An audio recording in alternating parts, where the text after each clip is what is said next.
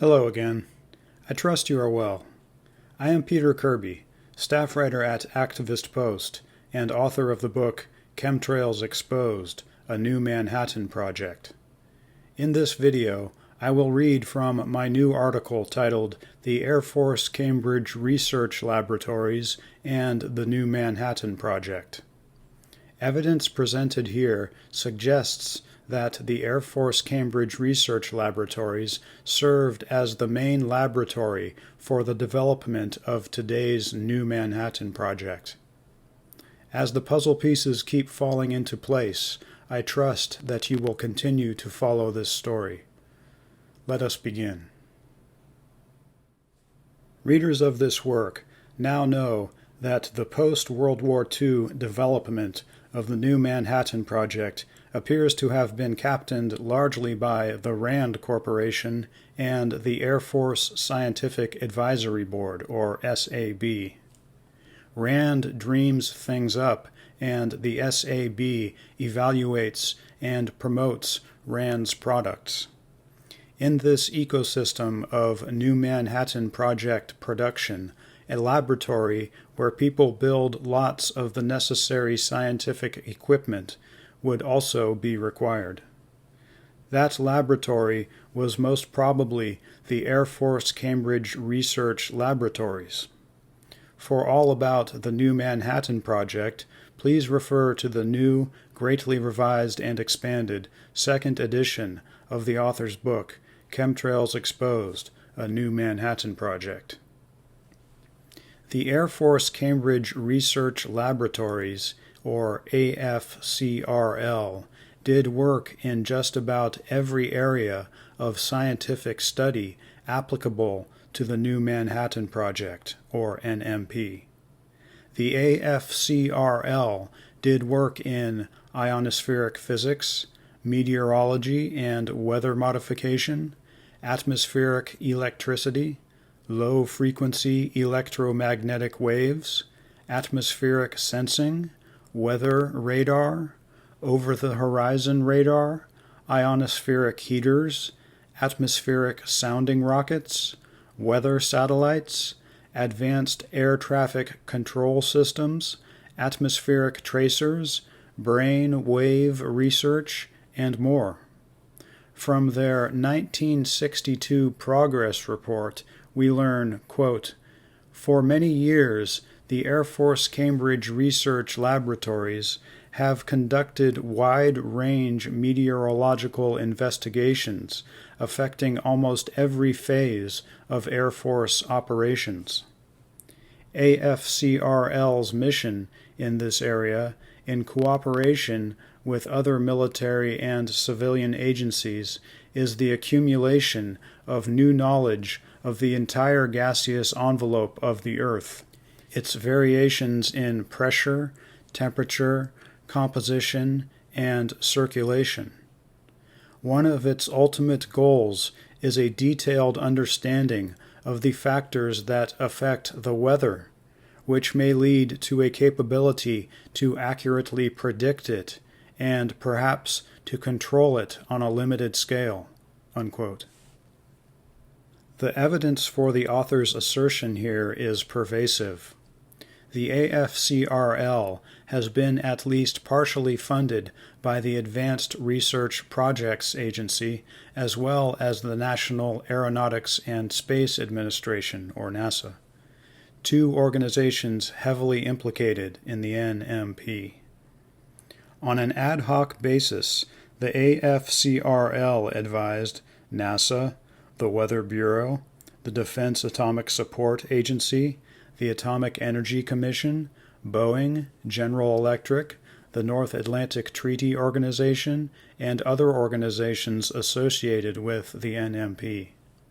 The AFCRL contracted with hundreds of American universities, industrial organizations, other government agencies, private research agencies, as well as with foreign organizations. There were scores of AFCRL field sites all over the world. The AFCRL did work on classified projects. All this work was done within the time frame of NMP development proposed by the author and substantiated by a mountain of other evidence. For these reasons, this article will now go into the history of the AFCRL, and then we will detail certain specific areas of their research and development directly applicable to the New Manhattan Project. The Air Force Cambridge Research Laboratories began shortly after the war in November of 1945 as something called the Electronics Research Directorate at the Cambridge Field Station in Cambridge, Massachusetts. These operations were a continuation of work that had previously been ongoing at the wartime Massachusetts Institute of Technology Radiation Laboratory, as well as at Harvard's Radio Research Laboratory. In 1948, other projects from the Air Force's Watson Laboratories were consolidated into the operations at the Electronics Research Directorate. The AFCRL was officially created and began operations in 1949. The laboratory locations of the Air Force Cambridge Research Laboratories were originally spread out at multiple locations in the Boston-Cambridge area. All activities were under the authority of the Air Force Air Research and Development Command. Construction of AFCRL's permanent headquarters at the nearby Hanscom Field began in October of 1952. By March of 1962, the AFCRL's activities were consolidated at Hanscom Field. The AFCRL was ultimately integrated into operations at Wright-Patterson Air Force Base. In 1961, as part of the AFCRL's Operation Pea Soup, at least hundreds of pounds of carbon black was dropped from an aircraft over Arcata, California. As part of this operation, AFCRL scientists also sprayed calcium chloride and lithium chloride from aircraft. The AFCRL had a C-130 aircraft modified for dry ice dispersal, as well as two KC-135s equipped with specialized equipment designed for atmospheric research. In their 1975 progress report, which reads like a blueprint for the New Manhattan Project, the AFCRL details a chemtrail spraying program. On page 25, the authors write, quote, "Chemical releases for stratospheric perturbations. In February and June 1973, the first extensive measurements of stratospheric dynamics were completed at White Sands Missile Range, New Mexico. The experiments consisted of producing and photographing sets of vertical and horizontal smoke trails in the stratosphere. Each of the vertical trails, 14 to 23 kilometers, was produced by dispensing titanium tetrachloride from Nike rocket payloads. The horizontal trails were made by fuel dumps and titanium tetrachloride from a WB-57F flown by the 258th Weather Reconnaissance Squadron. These trails served as dye markers for both the motion of the winds and the turbulent mixing. By continually photographing the trails for some 10 minutes, a time history is obtained from which wind shears are measured. Telescopic photographs of the trails clearly show the increase of trail diameter and the action of turbulence in dispersing the smoke. This information, along with tile measurement of ozone densities obtained simultaneously provide a necessary benchmark for evaluating dynamic models of the stratosphere. The models will be used to predict the behavior of emission products, supersonic bombers, and missiles in the stratosphere. These and other weapons-produced perturbations can also have an effect in the stratosphere, such as the possible reduction of the ozone layer. These possible effects can result in a higher incidence of cancer and loss of food crop production in farms and oceans. A computer model of stratospheric transport has been developed which, in conjunction with published wind profiles, predicts a half-residence time of 3 years for emissions deposited 10 kilometers above the tropopause." Unquote. As readers of this work already know, the White Sands Missile Range in New Mexico, where these experiments took place, was where former Nazi scientists worked on modifications of the German V-2 rocket. AFCRL personnel participated in these V-2 launchings, and AFCRL personnel continued to work at White Sands for decades. Ernst Serlinsky, a former member of the Nazi SS, worked at the AFCRL. Scientists rescued from the Nazi regime as part of Operation Paperclip are heavily implicated in the production of the NMP. The AFCRL played a central role in the development of the Semi-Automatic Ground Environment, or SAGE, system. The SAGE system used radar and a centralized supercomputer to direct the movements of unmanned aircraft. Throughout the decades, this SAGE system and its offspring have served as the nucleus of New Manhattan Project development.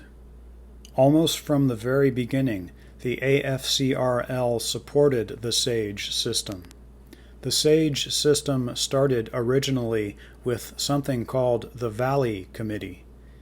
In 1950, this Valley Committee was granted organizational status by its assignation to a division of the AFCRL. With the involvement of the Massachusetts Institute of Technology, the Valley Committee evolved into Project Charles, then into Project Lincoln, then into Project Whirlwind, then into the SAGE system. The AFCRL provided support throughout this evolution and shared their headquarters with Project Lincoln at Hanscom Air Force Base. Development of the SAGE system was eventually transferred to the MITRE Corporation. Readers of this work recognize the MITRE Corporation as the most probable administrator of all of the scientific aspects of today's New Manhattan Project.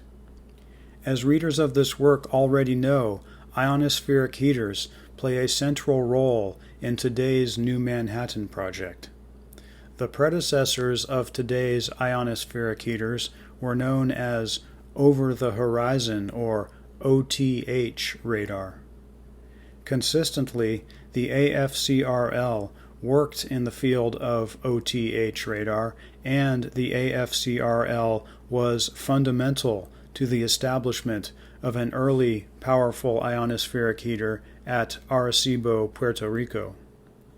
Beginning in the early 1960s, the AFCRL's Project Cambridge was about OTH radar development, and it involved extensive networks of field sites both in the United States and overseas.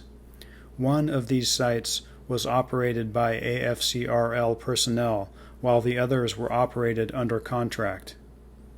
AFCRL's OTH radar work continued on into the early 1980s. Also in the early 1960s, Construction began on the Arecibo Ionospheric Heater in Puerto Rico. The project was funded by the Advanced Research Projects Agency, ARPA, and was supervised by the AFCRL.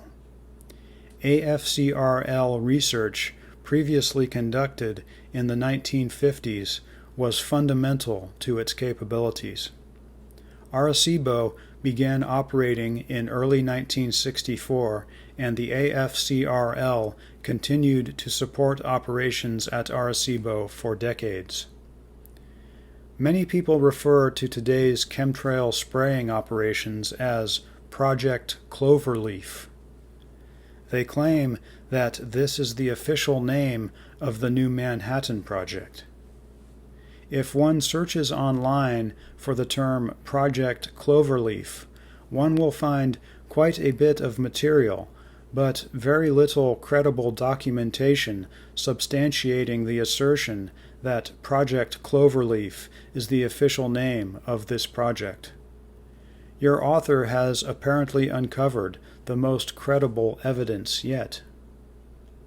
On page 59 of the 1962 AFCRL Progress Report, the authors write of a proposed revolutionary new type of radar to be constructed in the shape of a cloverleaf. At the time of the writing of this report, construction of a model of the new radar had begun at a Harvard University field site at Strawberry Hill in Concord, Massachusetts. The model, which was the only one of its type in the United States, was scheduled to be completed in the summer of 1962. Is this part of the fabled Project Cloverleaf, which is supposed to be another name for today's ongoing spraying operations? When I first uncovered this information early this year, I scanned the appropriate pages from the report and sent them to my science advisor, Ginny Silcox. Ginny replied, quote, "That's interesting. I've only heard of cloverleaf in reference to the aerosols. But you might be onto something here. Since the cloverleaf style of antenna is like a compound dipole, it seems that a cloud of metallic aerosols could either extend the range or react in an unknown, scary way to radiation coming from it. Here's a good tutorial on cloverleaf antennas. But the ones I've seen are always three-dimensional, so that flat cloverleaf design doesn't make a lot of sense to me. Note that the 3D model has radiation dispersion in the shape of a toroid. Pretty interesting." Unquote. In a recent email, Ginny followed up, quote, "Peter, since I have made that comment, I've come to realize that the cloverleaf antennas are capable of producing longitudinal compressional waveforms.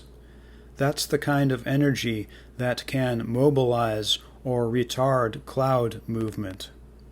It's also a first step to a type of DEW, directed energy weapon."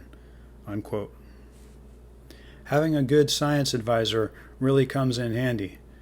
I ran one of the AFCRL's later semi-annual reports past Ginny, asking her to evaluate whether or not the AFCRL appears to have been the main laboratory for New Manhattan Project development. She responded by writing that, based on this report, it looks like the AFCRL handled all types of lab work applicable to the New Manhattan Project, with the exception of the actual implementation of all this toward weather modification. I immediately responded, speculating that the laboratory that most probably handled the actual weather modification work was New Mexico Tech's Langmuir Laboratory. She responded, quote, "Langmuir Lab seems possible, and we should be able to find at least some documentation if that's the case." Unquote. to be continued. For the entire backstory here, please check out the new, greatly revised and expanded second edition of my book, Chemtrails Exposed, A New Manhattan Project, available exclusively at Amazon. Also, please join my email list at my website, peteracirby.com. Thank you.